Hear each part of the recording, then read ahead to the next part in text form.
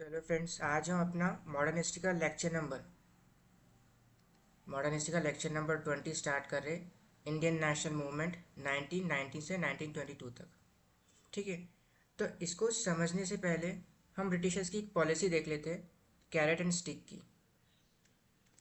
Carrot and stick की मतलब क्या कि जब ब्रिटिशर्स बात करते हैं कैरेट की, तो यहाँ पे ऐसा ऐसी पॉलिसी लाते हैं जिसमें मतलब इंडिया के फेवर में हो, एक तरह से दिखाना चाहते हैं कि हम आपके फेवर में और आपके लिए भलाई के लिए काम कर रहे हैं। लेकिन उसके बाद एक स्ट्रिक्ट लॉ ले आते हैं जो इंडियंस की काफ़ी अगेंस्ट रहता है।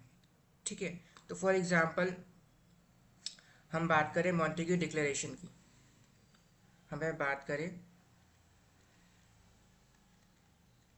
मॉन्टेग्यू डिक्लेरेशन की, तो ये लॉ इंडियंस के फेवर में था थोड़ा बहुत, एक तरह से हम देखें तो।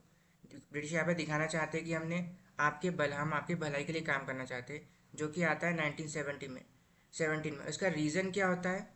इसका रीज़न होता है इस टाइम पे वर्ल्ड वॉर फर्स्ट चल रही रहती है, और यहाँ पे ब्रिटिशर्स को इंडियंस की हेल्प लगती है।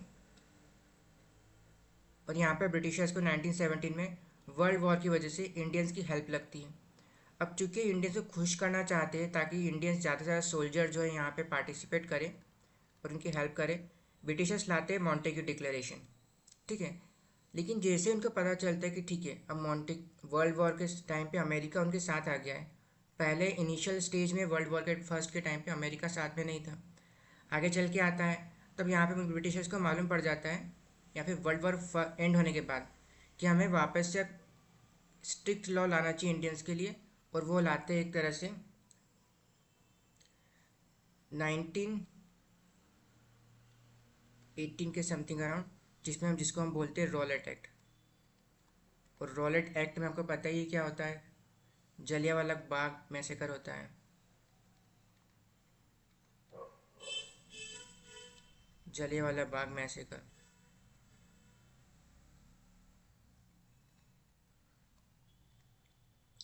ठीक है। लेकिन अब क्या होता है, इस इंसिडेंट्स के बाद ब्रिटिशर्स को वापस से चाहते कि एक तरह से पैसिफिकेशन, मतलब क्या बोल सकते हैं कि ब्रिटिशर्स अब वापस है, चूँकि जो ये हादसा हुआ है जलियांवाला बाग का उसको लोग भूल जाए और समझे कि ब्रिटिशर्स हमारे लिए हमारे अच्छाई के लिए काम कर रहे हैं, हमारे अच्छे के लिए काम कर रहे हैं। आगे चल के वापस से लाते हैं गवर्नमेंट ऑफ इंडिया एक 1919 में। गवर्नमेंट ऑफ इंडिया एक 1919।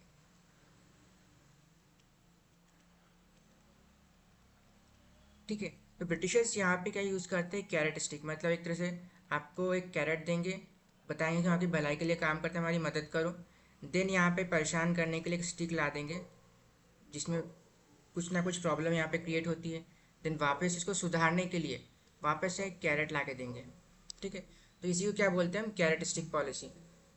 अब इसका हम कॉन्टेक्स्ट क्या है, गवर्नमेंट ऑफ इंडिया एक्ट का। गवर्नमेंट ऑफ इंडिया एक्ट का एक्ट 1919 का, ये हम देख लेते हैं। तो कॉन्टेक्स्ट मतलब क्या है, गवर्नमेंट ऑफ इंडिया एक्ट लाया क्यों गया है। ठीक है। तो यहाँ पे सबसे पहले हमें समझना पड़ेगा वर्ल्ड वॉर फर्स्ट को। वर्ल्ड वॉर फर्स्ट में दो पार्टीशन थे। मतलब क्या, वर्ल्ड वॉर फर्स्ट स्टार्ट हुई थी 1914 में। ठीक है। अब इन दो फोर्सेस के बीच, मतलब कौन सी दो फोर्सेस आपस में लड़ रही थी, वो थी allied forces and central forces. अब यहाँ पे सेंट्रल फोर्सेस में कौन कौन आ जाता है, तो यहाँ पे आ जाता है Germany and Austrian empire. Austrian empire. ठीक है। वहीं एलाइड फोर्सेस में हमें देखने को मिलता है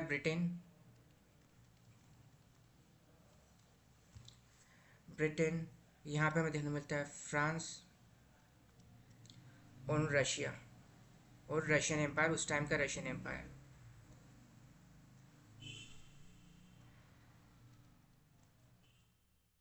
ठीक है।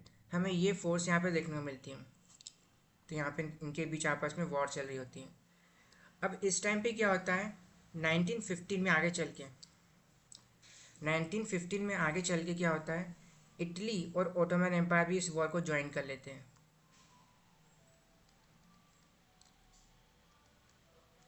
ओटोमन एम्पायर यहाँ पे वॉर को ज्वाइन कर लेते हैं। अब यहाँ पे एक फियर था ब्रिटिशर्स का, ब्रिटेन का एक डर लग रहा था कि रशियन जो है यहाँ से इस वॉर से क्विट करने का सोच रहे हैं, इस वॉर से क्विट करने का सोच रहे हैं, मतलब यहाँ से बाहर जाने का सोच रहे हैं। ठीक है, अब ये वॉर स्टार्ट हुई थी 1914 में, वॉर स्टार्ट हुई थी 1914 में। 1915 में चलते चलते यहाँ पे इटली और ओटोमन एम्पायर भी इसको ज्वाइन कर लेते हैं। और ऑब्वियस सी बात है, जब वॉर हो रही है तो आपको सोल्जर्स की नीड पड़ेगी, काफ़ी सारा फंड आपको यहाँ पे लगेगा कि वॉर जो है काफ़ी एक्सपेंसिव होती है, करेक्ट। तो यहाँ पे 1915 में क्या होता है, ब्रिटिशर्स यहाँ पे लाते हैं, एक एक्ट लाते हैं। 1915 में ब्रिटिशर्स यहाँ पे एक्ट लाते हैं, defence of India act.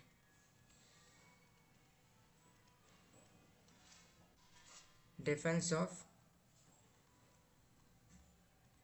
India act, तो इसको हम बोल सकते हैं defence of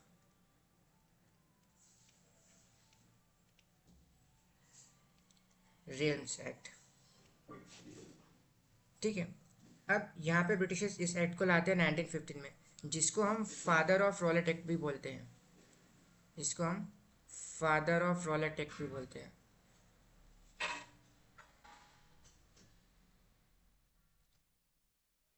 father of Rowlatt act भी बोलते हैं। ठीक है, अब यहाँ पे क्या होता है, चूंकि अब ब्रिटिशर्स को वॉर चल रही है, रशिया यहाँ से बाहर जाने की बात कर रहा है, क्विट करने की सोच रहा है। ठीक है, वॉर जो है 1914 1915 हमने देख लिया, 1916 में भी वॉर कंटिन्यू रहती है, अब 1917 आ चुका है, मतलब 4 इयर्स कंटिन्यूस वॉर चल रही है। अब यहाँ पे ब्रिटिशर्स को लगता है कि अब इंडियंस की हेल्प लेना चाहिए, तो यहाँ पे एक लॉलीपॉप देने के लिए ब्रिटिशर्स आते हैं, जिसको हम बोल सकते हैं कैरेट। कैरेट यहाँ पे ब्रिटिशर्स देते हैं, जो कि होता है मॉन्टेग्यू डिक्लेरेशन। मॉन्टेग्यू डिक्लेरेशन,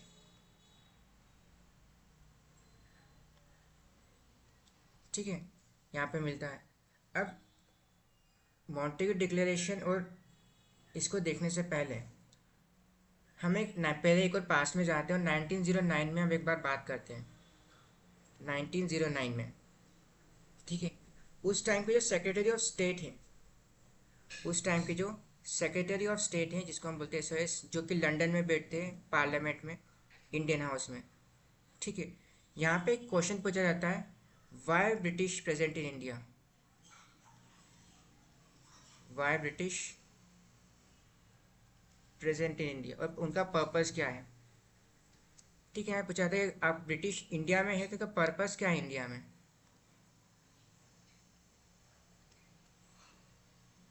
आपका पर्पस यहाँ पे इंडिया में क्या है, आप क्यों हो इंडिया में।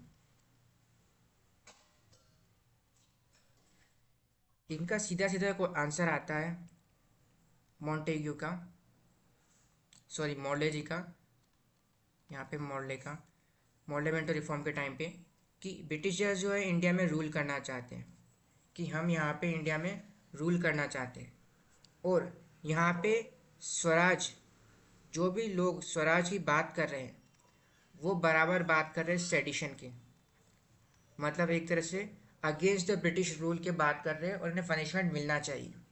ये बात की थी 1909 में, एक प्रेस कॉन्फ्रेंस हुई होगी, उस टाइम पे मॉर्ले ने ये रिफॉर्म, जो ये प्रेस कॉन्फ्रेंस में ये बोला था कि हम इंडिया में रूल करना चाहते हैं और स्वराज जो है बराबर है सेडिशन के। ठीक है, अब 1909 में चूंकि ब्रिटिशर्स को इंडियंस की ज़रूरत है, 19 में इंडियंस की ज़रूरत है, तो यहाँ पे उनका स्टेटमेंट चेंज हो जाता है।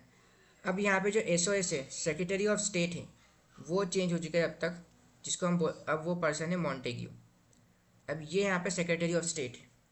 अब इनसे भी सेम क्वेश्चन पूछा जाता है कि इंडियंस, आप ब्रिटिशर्स का पर्पस इंडिया में क्या है, पर्पस इंडिया में क्या है। तो यहाँ पे ब्रिटिशर्स बोलते हैं कि हम रिस्पॉन्सिबल गवर्नमेंट यहाँ पे बनाना चाहते हैं, रिस्पॉन्सिबल गवर्नमेंट यहाँ बनाना चाहते हैं, और यहाँ पे स्वराज, अगर कोई इंडियन स्वराज की मांग कर रहा है तो उसको हम सेडिशन नहीं मान सकते, उसको हम सेडिशन नहीं मानेंगे। तो देखो यहाँ पे पूरा शिफ्ट दिख रहा है हमें। जब यहाँ पे मॉडले थे तो चूंकि उनको इंडियंस की ज़रूरत थी, तो यहाँ पे इंडियंस की ज़रूरत नहीं थी, सॉरी इंडियंस की ज़रूरत नहीं थी, तो यहाँ पे सीधा सीधा स्टेटमेंट आता है इनका कि हम इंडिया पे रूल करना चाहते हैं, और स्वराज है बराबर है सेडिशन के, मतलब आप ब्रिटिश गवर्नमेंट के अगेंस्ट जा रहे हो। वहीं आगे चल के हम बात करें मॉन्टेग्यू की, तो यहाँ पे पर्पस उनसे भी सेम क्वेश्चन पूछा जाता है, तो यहाँ पे स्टेटमेंट चेंज हो जाता है। वो बोलते हैं कि हमें रिस्पॉन्सिबल गवर्नमेंट चाहिए जिसका और स्वराज और सेडिशन जो है बराबर नहीं है, इक्वल नहीं। ठीक है, तो यहाँ चल के ये होता है। अब यहाँ पे क्या होता है, अप्रैल 1917 में, अप्रैल 1917 तक यूएसए जो है वॉर में इंटर कर जाता है। अप्रैल 1917 में यूएसए जो है वॉर में इंटर कर जाता है। अब इसी बीच यहाँ पे डिक्लेयर होता है अगस्त डिक्लेरेशन।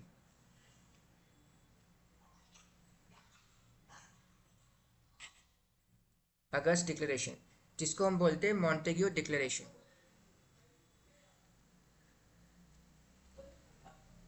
Montagu declaration. लेकिन दिसंबर 1990 तक यहाँ पे रशिया वॉर से एग्जिट कर जाता है। 1970 तक रशिया यहाँ से एग्जिट कर जाता है, वॉर से एग्जिट कर जाता है। अब 1918 और 19 तक चलते चलते एंड में 1918 से 1919 तक आगे स्टार्टिंग में चलते चलते यहाँ पे वॉर जो है एंड हो जाती है, और ब्रिटिशर्स बैक ट्रैक कर जाते हैं अपनी बात से। मतलब जो मॉन्टेग्यू डिक्लेरेशन था उससे बैक ट्रैक कर जाते हैं। और यहाँ पे हमें दो इंसिडेंट देखने को मिलते हैं, दो हादसे देखने को मिलते हैं। पहला होता है जलियांवाला बाग, सॉरी पहला हमें देखने को मिलता है रॉलेट एक्ट। Rowlatt act. और दूसरा हमें देखने को मिलता है Jallianwala Bagh.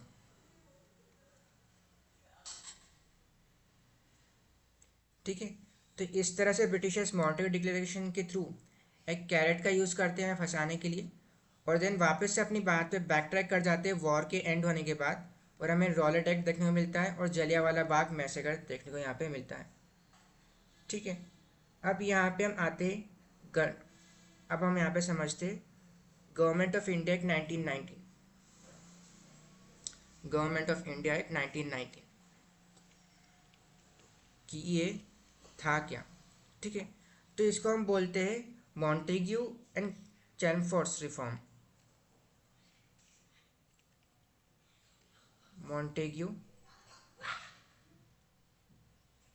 And Chelmsford reform. अब यहाँ पे जो मॉन्टेग्यू है, जो ये पर्सन है, ये एसओएस मतलब क्या, सेक्रेटरी ऑफ स्टेट, और चैमफोर्ड जो है वाइसरॉय ऑफ इंडिया है। इस टाइम पे वाइसरॉय ऑफ इंडिया है जब गवर्नमेंट ऑफ इंडिया एक्ट 1999 ये यहाँ पे लाते हैं। ठीक है, अभी यहाँ पे होता क्या है कि इसके पहले हम समझते प्री इंडिपेंडेंट मतलब प्री 1919 में। 1919 के पहले हमारे पास जो अभी गवर्नमेंट का स्ट्रक्चर है ब्रिटिश गवर्नमेंट का, वो किस तरह था। ठीक है, तो सबसे टॉप पे होता था हमारे एसओएस मतलब क्या, सेक्रेटरी ऑफ स्टेट। देन इसके नीचे आए तो हमें देखने को मिलता था governor general of India and viceroy. ठीक है, इसके बाद हमारे पास दो पार्ट थे, एग्जीक्यूटिव काउंसिल और लेजिस्लेटिव काउंसिल। ये दो पोर्शन हमें देखने को मिलते हैं। ठीक है, तो ये हमारा सेंट्रल पार्ट है जहाँ पे डिसीजन लेते हैं, ये सेंट्रल पोजीशन हो जाता है। ठीक है, इसके बाद हम आगे चलते हैं तो हमारे पास काफ़ी सारे गवर्नर्स मतलब कि आप जितने भी आप स्मॉल लेवल पे, फॉर एग्जांपल हम स्टेट मान सकते हैं जो गवर्नर्स थे, for example governor of Madras, governor of Madras, governor of Bihar, क्योंकि बंगाल का पार्टीशन हो चुका है, पहले बिहार जो बंगाल का ही पार्ट था। देन बिहार के बाद बॉम्बे, बॉम्बे, देन बंगाल, देन यहाँ पे हमारे पास पंजाब है, पंजाब के गवर्नर। देन यहाँ पे हमारे पास आता है north western province, north western province के गवर्नर। हमारे पास आता है अवध, ओ जिसको हम बोलते हैं ओध इस टाइम पे। एंड देन हमारे पास आता है सेंट्रल प्रोविंस।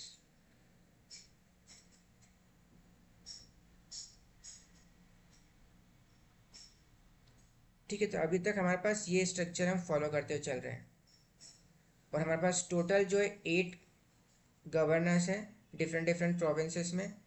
अब इन प्रोविंसेस के पास क्या जो है प्रोविंशियल लेजिस्लेटिव काउंसिल है, मतलब जितने ही गवर्नर्स हैं उनके पास provincial legislative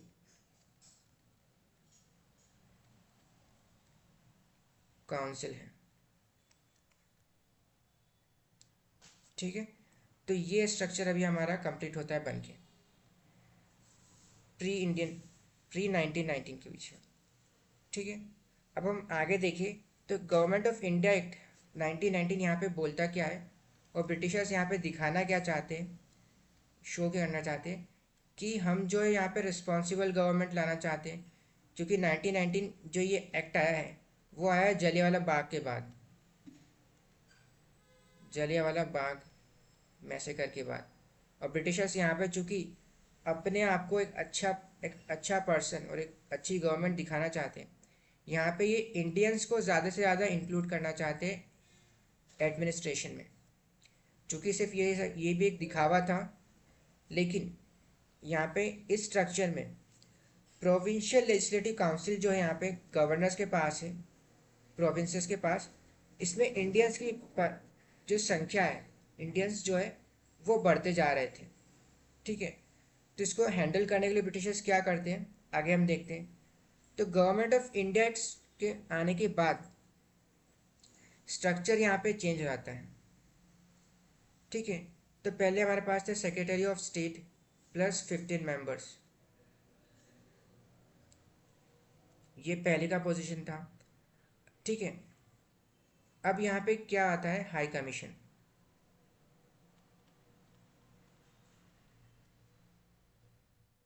high commissioner of India. अब हाई कमिश्नर ऑफ इंडिया बनाने का रीज़न यहाँ पे क्या होता है कि चूंकि यहाँ पे अभी वॉर हुई है, वर्ल्ड वॉर फर्स्ट एंड हुई है, और ब्रिटिशर्स ने जो इंडियन सोल्जर्स हैं उनको ऑटोमन एम्पायर के अगेंस्ट खड़ा करा था, ऑटोमन एम्पायर के अगेंस्ट खड़ा करा था वेस्ट एशिया में। तो उनको फॉरेन अफेयर्स रिलेट करना है, मतलब ऑटोमन एम्पायर से बातचीत करनी इंडिया साइड से। तो उसके लिए क्या होता है high commissioner of India create होता है, जो कि फॉरेन अफेयर्स यहाँ पे इंडिया के फॉरेन अफेयर्स को देखता है, फॉरेन अफेयर्स को यहाँ पे देखता है। ठीक है, तो ये हमारा हो गया लंदन के साइड कि लंदन में क्या चेंजेस होते हैं। अब ये दोनों मिला के यहाँ पे हमारे पास सेम अभी governor general of India and viceroy हमें देखने को मिलते हैं। ठीक है, गवर्नर जनरल ऑफ वाइसरॉय के पास हमारे पास पहले एग्जीक्यूटिव काउंसिल थी, लेकिन अब हमारे पास यहाँ पे एक चेंज देखने को मिलता है, और वो है बाईकैमरलिज्म का।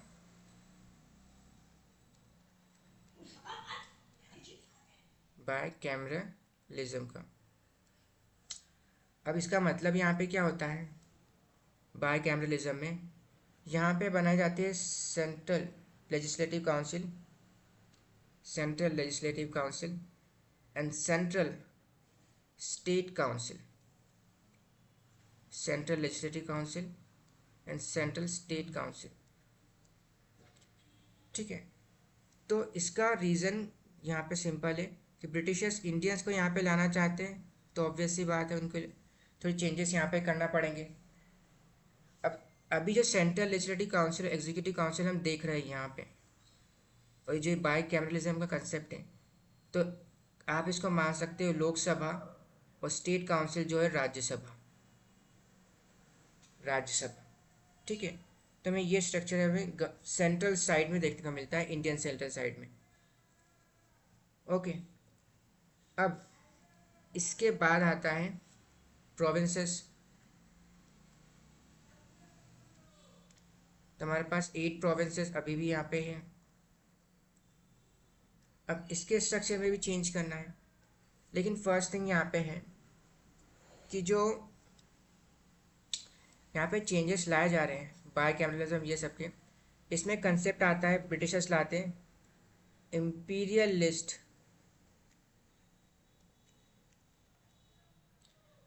मतलब क्या? और प्रोविंशियल लिस्ट।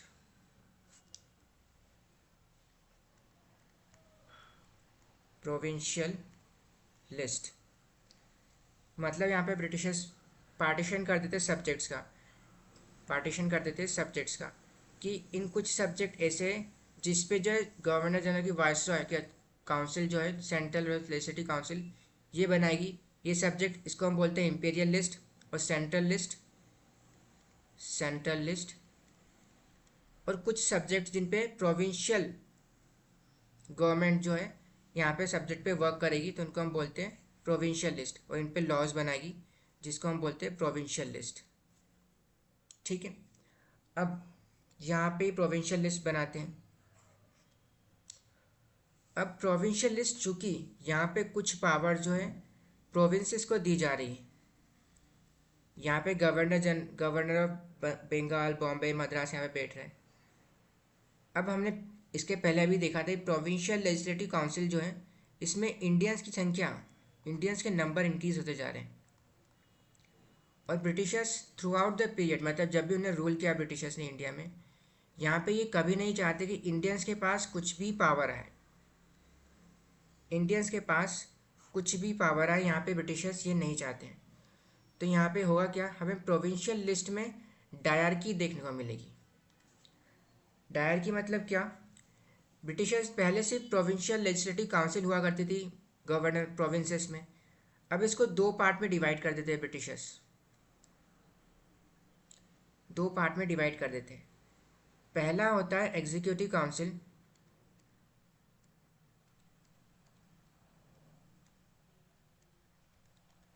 एग्जीक्यूटिव काउंसिल और प्रोविंशियल लेजिस्लेटिव काउंसिल। तो ये दो पार्ट में ब्रिटिशर्स डिवाइड कर देते काउंसिल्स को। ठीक है, लेकिन यहाँ पे चूक जो सब्जेक्ट्स हैं इनमें डायरकी क्रिएट होती है। मतलब क्या?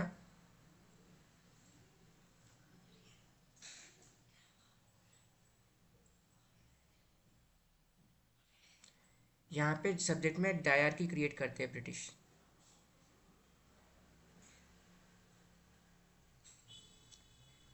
मतलब यहाँ पे जो एग्जीक्यूटिव काउंसिल है उनको मिलते हैं रिजर्व्ड सब्जेक्ट्स,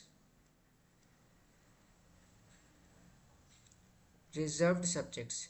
वहीं प्रोविंशियल लेजिस्लेटिव काउंसिल को मिलते हैं ट्रांसफर्ड सब्जेक्ट्स।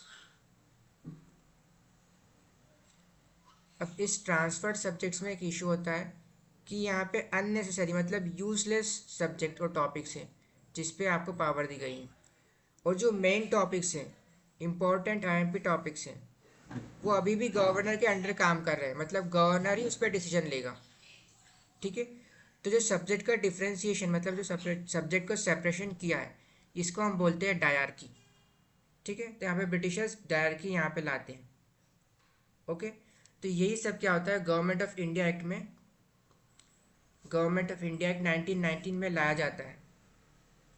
ठीक है, उसी के साथ कुछ और पॉइंट्स यहाँ पे ऐड होते हैं। फॉर एग्जांपल इंडियंस को यहाँ पे इंक्रीज कर दिया जाता है। मतलब क्या? इंडियन 3 मेंबर्स को, जो एग्जीक्यूटिव काउंसिल है, एग्जीक्यूटिव काउंसिल है गवर्नर जनरल ऑफ इंडिया और वाइसरॉय के पास, उसमें 3 इंडियंस को ऐड किया जाता है,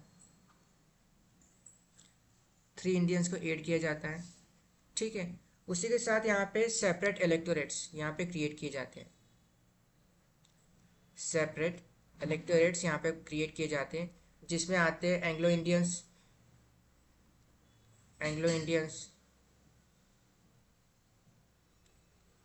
Anglo Indians, Sikh and Indian Christians. Sikh and Indian Christian ठीक है। इसके बाद 8 पॉइंट में हम देखते हैं प्रोविंसेस सेटअप सेंट्रल, यहाँ पे सेटअप होती है central public service commission, central public service commission.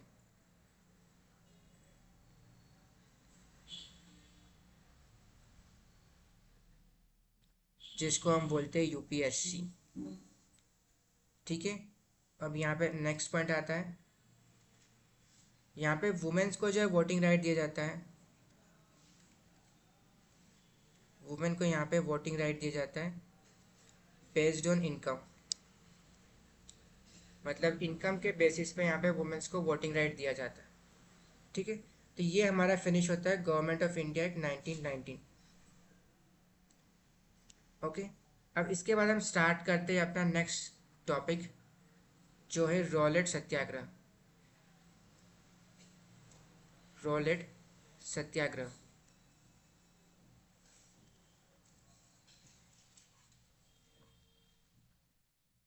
तो इसके पहले हमने पढ़ा था डिफेंस ऑफ इंडिया एक्ट 1915, ठीक है। डिफेंस ऑफ इंडिया एक्ट 1915 जो कि गदर मूवमेंट को स्टॉप करने के लिए ब्रिटिशर्स लाते, लेकिन अब चूंकि यहाँ पे वर्ल्ड वॉर फिनिश हो चुकी है तो ब्रिटिशर्स अब यहाँ पे जानना चाहते हैं क्या इसको हम कंटिन्यू आगे करें, क्या इसको हम आगे भी कंटिन्यू करें। तो उसके लिए कमिटी यहाँ पे सेटअप होती है जिसको हम बोलते हैं सिडनी रॉलेट। तो सिडनी, यहाँ पे सिडनी रॉलेट से क्वेश्चन किया जाता है कि आप पता देखो और कि क्या हमें डिफेंस ऑफ इंडिया एक्ट को कंटिन्यू करना चाहिए कि नहीं। तो यहाँ पे रिपोर्ट आती है सिडनी रॉलेट, और यहाँ पे सिडनी रॉलेट बोलते हैं कि यस हमें कंटिन्यू करना चाहिए, हमें कंटिन्यू करना चाहिए, बल्कि इसको हमें और स्ट्रिंजेंट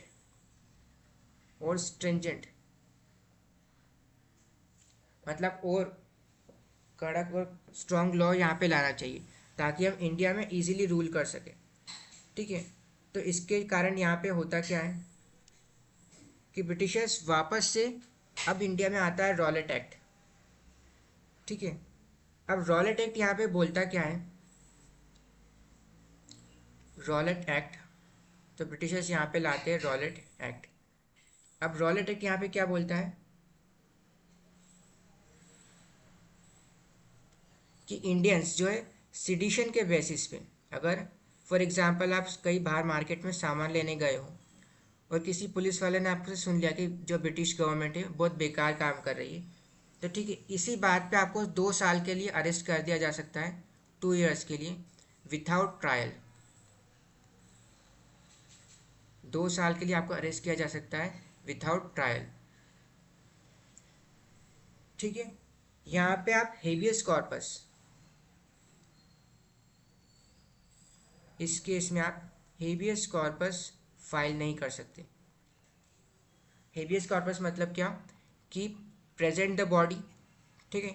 अब फॉर एग्जांपल आपको अरेस्ट कर लिया गया दोस्त, गवर्नमेंट ने आपको, पुलिस ने आपको एक अननोन प्लेस पे अरेस्ट कर लिया है, आपको नहीं पता है आपको जो फैमिली मेम्बर जो भी जिसको अरेस्ट करा है वो कहाँ है, तो आप हेबियस कॉर्पस की एक पिटिशन फाइल करते हो मैजिस्ट्रेट के पास में, जिसमें आपको ये फोर्स और कोर्ट में ये पिटिशन आप फाइल करते हो हेबियस कॉर्पस की, और कोर्ट यहाँ पे बोलता है कि आप जो भी पर्सन, जिस भी पर्सन को आपने अरेस्ट किया है उसको आप प्रेजेंट करो। लेकिन रॉलेट एक्ट में इसको मना कर दिया जाता है कि आप हेबियस कॉर्पस जो है फाइल नहीं कर सकते, ठीक है। इसी के साथ यहाँ पे क्या होता है,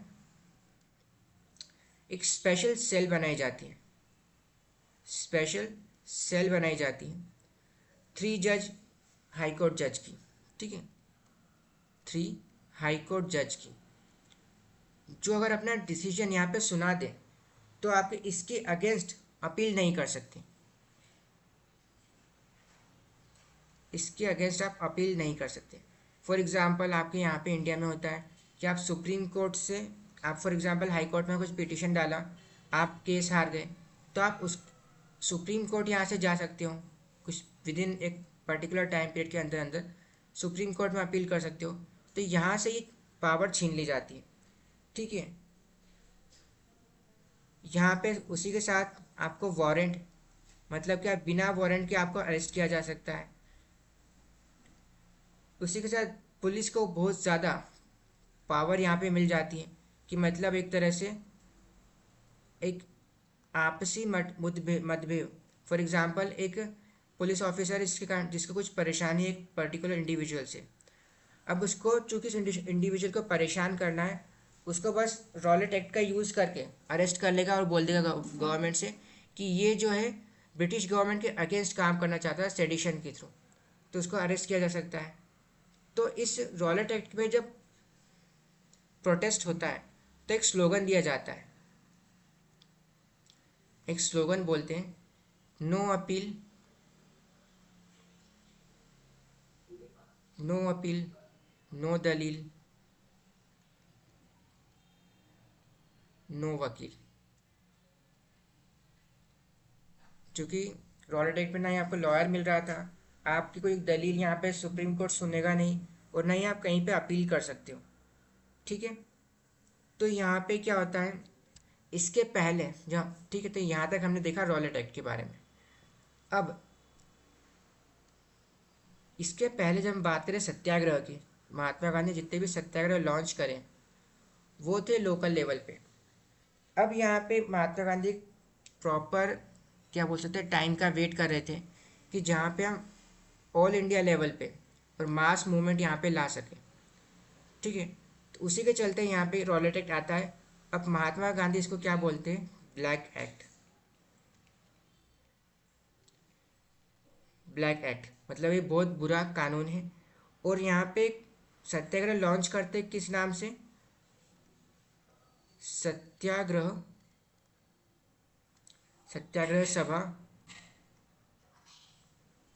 सर्वधर्म, मतलब सारे रिलीजियस को मिलके सर्वधर्म प्रार्थना सभा,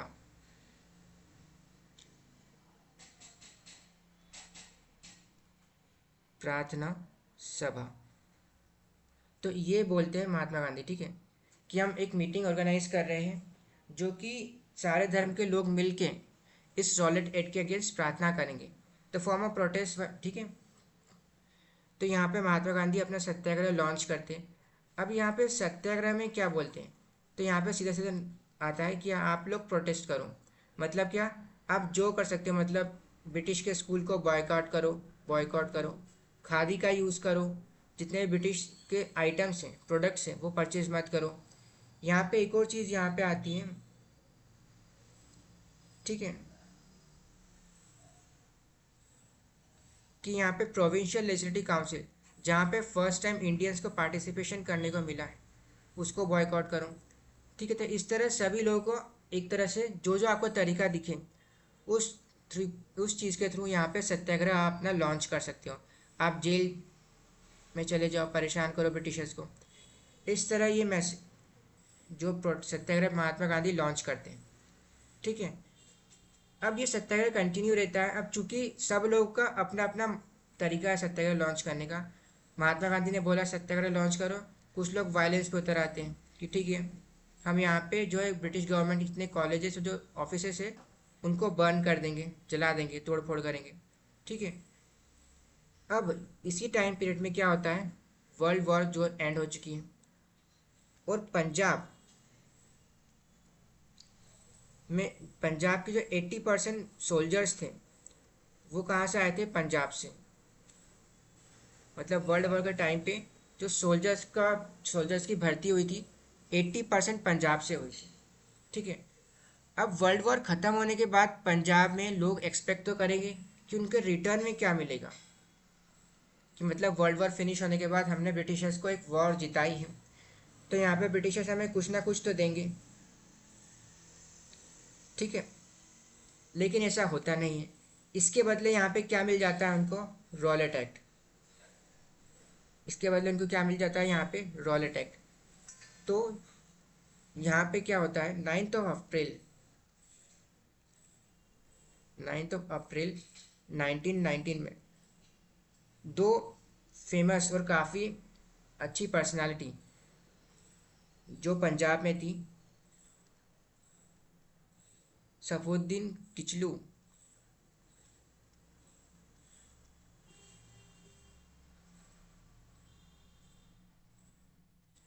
किचलू और सत्यपाल, डॉक्टर सत्यपाल, इन दोनों को रॉलेट एक्ट के अंडर अरेस्ट कर लिया जाता है। ठीक है, 9 अप्रैल को। अब इसी के चलते यहाँ पे हमें अमृतसर में वायलेंस देखने को मिलता है। मतलब 5 से 6 अप्रैल को हमें अमृतसर में वायलेंस देखने को मिलता है, बहुत ज़्यादा। अमृतसर में वायलेंस देखने को मिलता है। ठीक है, तो 5 से 6 अप्रैल के बीच में हमें अमृतसर वायलेंस देखने को मिलता है, जहाँ पे एक मार्सेला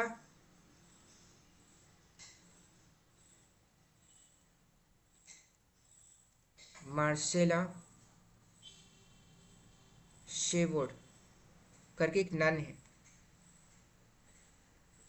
ठीक है, ये रास्ते से जा रही होती है और कुछ लोग, मॉब जो इनको देख लेती है। अब चूंकि इनके पर्सपेक्टिव में ये ब्रिटिश है, इनको पकड़ते हैं, बहुत ज़्यादा मारते हैं और एक कोने में फेंक देते हैं मार के। ठीक है, बहुत ज़्यादा पीट के मार के फेंक देते हैं। उसी तरह इसी वायलेंस में जो ब्रिटिश ऑफिसर्स उनके ऑफिस में जाते हैं, जो उनका फर्नीचर वहाँ पे रहता है, उसको इकट्ठा करके उनको ज़िंदा जला देते हैं, बर्न कर देते हैं। ठीक है, अब 5 से 6 हमें ये अमृतसर वायलेंस देखने को मिलता है। अब यहाँ पे ब्रिटिशर्स को एक बोल सकते हैं ना कि आपके पर्सन कोई मारेगा तो एक रिवेंज की फीलिंग यहाँ पे स्टार्ट हो जाती है। ठीक है, तो 13 अप्रैल को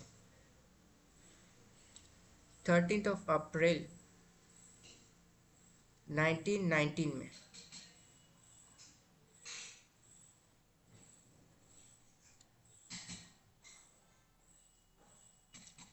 13 अप्रैल 1919 में होता क्या है, यहाँ पे लेफ्टिनेंट गवर्नर ऊपर की पोस्ट है। ठीक है, जो लेफ्टिनेंट गवर्नर है माइकल ओ ड्वायर, ये डायर नहीं है, ड्वायर है, मतलब दूसरा पर्सन है। ये यहाँ पे डायर को बुलाते हैं।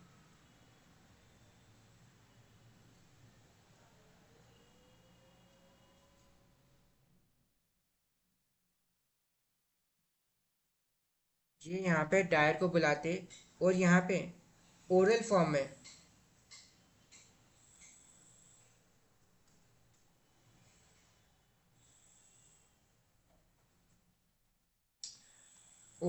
में मतलब क्या, जब आप मार्शल लॉ लगाते हो तो आपको ऑब्वियसली बात है एक रिटन एप्लीकेशन देना पड़ती है कि हाँ, मैं अपनी पावर जो है यहाँ पे मजिस्ट्रेट और डिस्ट्रिक्ट कलेक्टर की ट्रांसफ़र कर रहा हूँ एक मिलिट्री ऑफिसर को। ठीक है, लेकिन ऐसा होता नहीं है। यहाँ पे ओरल फॉर्म में डायर को बोला जाता है कि आप यहाँ पे आज से यहाँ का कंट्रोल आप देख रहे हो। ठीक है, और ना ही कोई माइक में अनाउंसमेंट कुछ भी नहीं किया जाता है। और ये दिन था बैसाखी का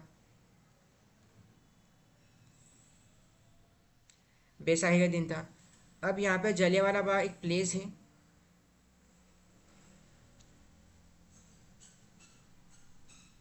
जलियांवाला बाग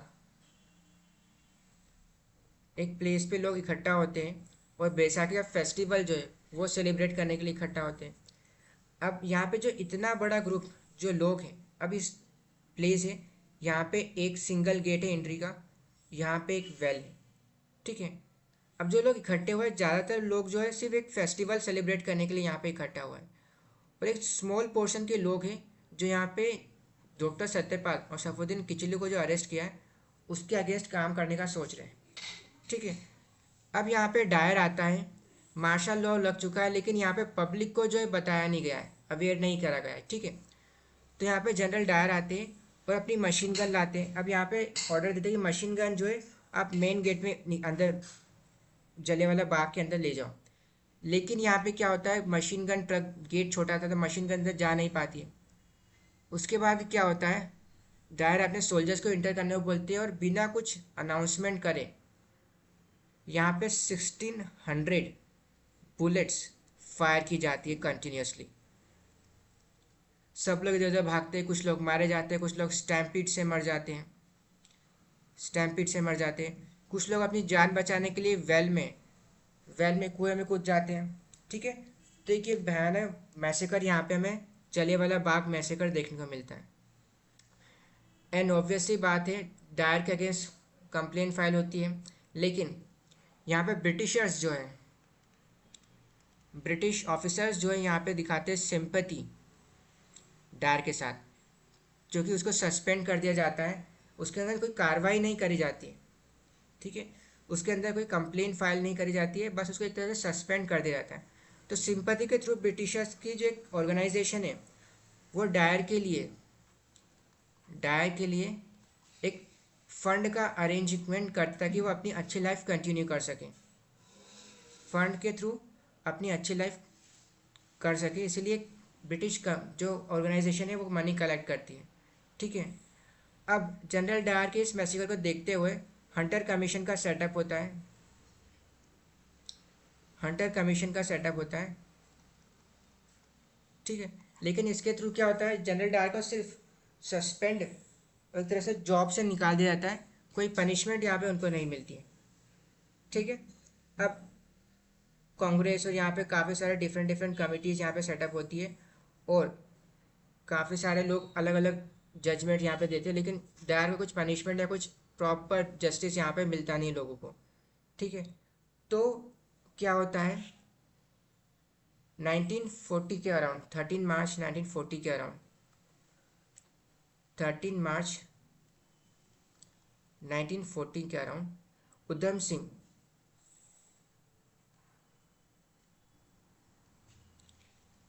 उधम सिंह लंदन में असैसिनेट कर देते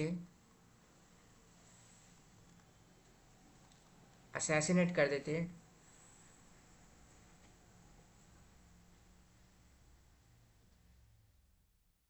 माइकल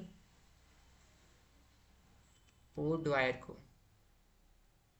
अब माइकल वुडवायर कौन है यहाँ पे, हमने अभी पढ़ा था, डायर नहीं है। ठीक है, दो अलग अलग पर्सनालिटी है, डायर और माइकल वुडवायर। तो माइकल वुडवायर जो है गवर्नर जनरल है, यहाँ लेफ्टिनेंट गवर्नर है, जो यहाँ पे डायर को ऑर्डर देते हैं और यहाँ पे ओरल फॉर्म में जो है मार्शल लॉ लगाते हैं। तो इस पर्सनालिटी को उधम सिंह जो है लंदन में अब असैसिनेट कर देते हैं, मार देते हैं। ठीक है, अब इसके बाद जो है जलियांवाला बाग मैसेकर के बाद रॉलेट सत्याग्रह एक तरह से एंड हो जाता है, यहाँ पे लोग एंड कर देते हैं। ठीक है, अब आगे चलिए क्या होता है, हम स्टार्ट करते हैं अपना, यहाँ पे हमारा रॉलेट एक्ट फिनिश होता है। ठीक है, अब इसके बाद हम स्टार्ट करते हैं नॉन कोऑपरेशन मूवमेंट।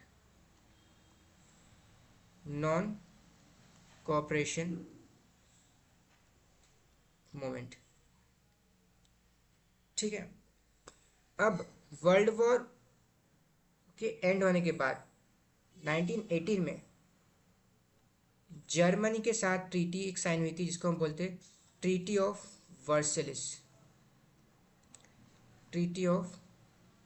वर्सेलिस। काफ़ी ह्यूमिलेटिंग ट्रीटी थी, जर्मनी के साथ साइन हुई थी। इसके बाद ऑस्ट्रियन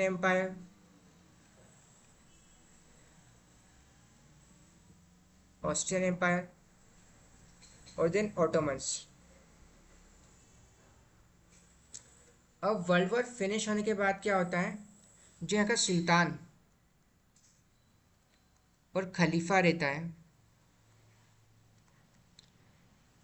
इसका ह्यूमिलिएशन नहीं होना चाहिए। मतलब क्या, ऑब्वियसली बात है, ऑटोमन्स के हारने के बाद जो कंट्री है उनको छोटे छोटे पार्ट में ब्रेक कर दिया जाता है। ठीक है, और यहाँ पे खलीफा को जो काफ़ी ज़्यादा ह्यूमिलिएट किया जाता है, और मुस्लिम यहाँ और जो खलीफा है एक तरह से मुस्लिम्स का जो है काफ़ी रिलीजियस फेस था, पॉलिटिकल हेड था मुस्लिम्स का। तो यहाँ पे सारे जो ओवरऑल द वर्ल्ड है, यहाँ पे इनका ह्यूमिलेशन ना हो, इसके लिए प्रोटेस्ट होता है। ठीक है, तो 1918 से लेकर 1920 तक इंडिया में स्टार्ट होता है खिलाफत, और all over the world start होता है खिलाफत मूवमेंट। और खिलाफत यहाँ पे खलीफा से ही आया है, खिलाफत मूवमेंट। ठीक है,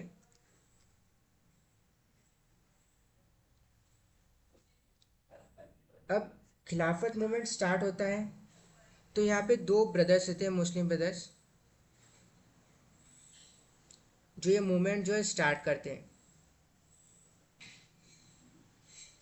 दो ब्रदर्स थे खिलाफत मूवमेंट में, जो जो ये प्रोटेस्ट हैं वो स्टार्ट करते हैं, जिसको हम बोलते हैं अली ब्रदर्स। इंडिया में ये प्रोटेस्ट स्टार्ट करते हैं, जिनका नाम है शौकत अली, शौकत अली एंड मोहम्मद अली।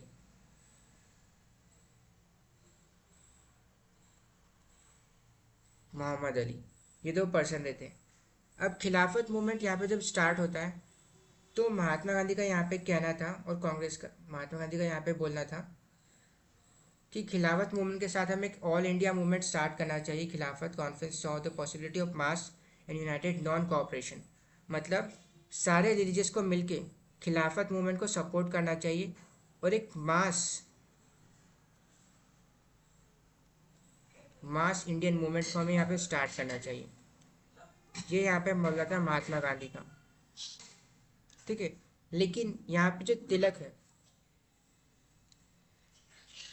तिलक है वो इसके अगेंस्ट में थे, कि जो उनका बोलना था कि कांग्रेस जो है, आईएनसी जो है, एक तरह से सेक्युलर बॉडी है, सेक्युलर बॉडी, और जो खिलाफत मूवमेंट है कंप्लीटली रिलीजियस बेसिस पे, कंप्लीटली रिलीजियस पे, तो हमें इसको सपोर्ट नहीं करना चाहिए।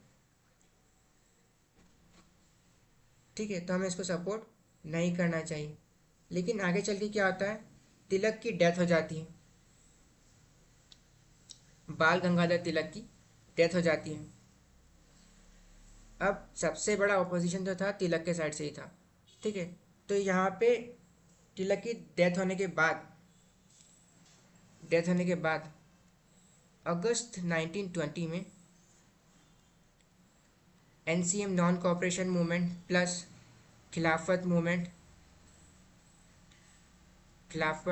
प्लस इंडियन नेशनल कांग्रेस सब मिलके ये नॉन कोऑपरेशन मूवमेंट को स्टार्ट करते हैं।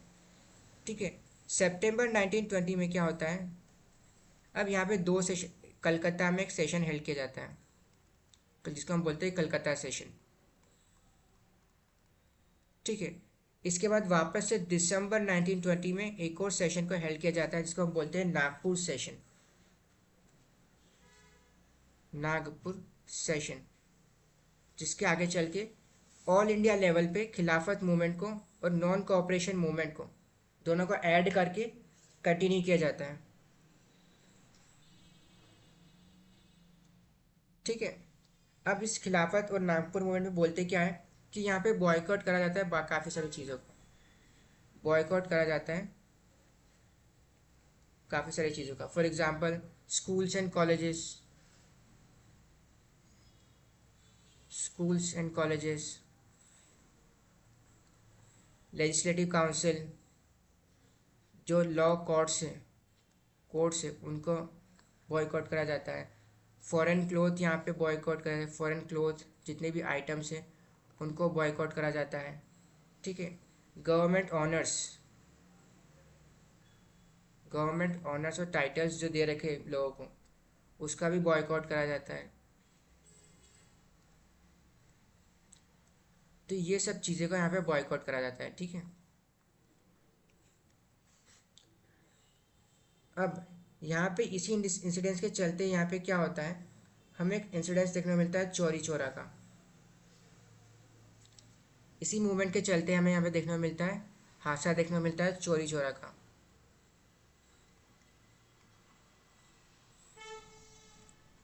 चौरी चौरा का, जहाँ पे क्या होता है कि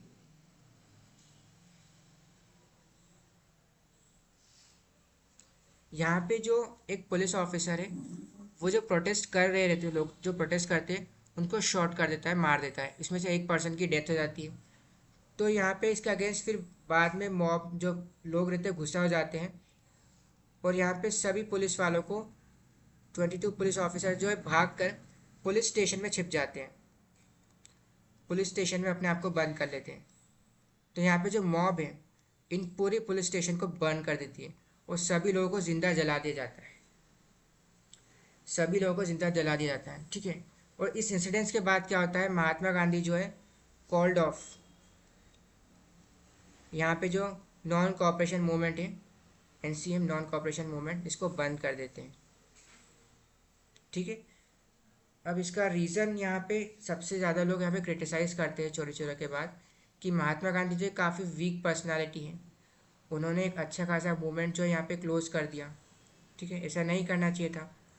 लेकिन हमें एक तरह से जलियांवाला बाग इंसिडेंट्स यहाँ पे वापस से देखना चाहिए कि जो ब्रिटिशर्स हैं, हम जलियांवाला बाग को किसी इंडिविजुअल, मतलब क्या एकदम से ब्रिटिशर्स आए और उन्होंने जलियांवाला बाग मैसेकर करा, लेकिन ऐसा नहीं है। जब जलियांवाला बाग मैसेकर होने से पहले जो अमृतसर वायलेंस हुआ था, जिसमें एक नन को और काफ़ी सारे ब्रिटिश ऑफिसर्स को जिंदा जला दिया गया था, उसके चलते ब्रिटिशर ने एक तरह से रिवेंज पॉलिसी अपनाई है। और इसके पहले भी हमने देखा था कि ब्रिटिशर्स ने, जो मुगल से फाइट हुई थी जो नाना साहब के टाइम पे, उस टाइम पे ब्रिटिशर्स ने जो काफ़ी सारे इंडियंस को मारा था। तो यहाँ पे मतलब क्या है, चोरी चोरा इंसिडेंट्स के बाद ऑब्वियस सी बात है ब्रिटिश का वापस से वही रिवेंज पॉलिसी आना चाहिए कि हमारी एक सिंपल सी पॉलिसी चलती है, आप एक मारोगे हम 100 मारेंगे।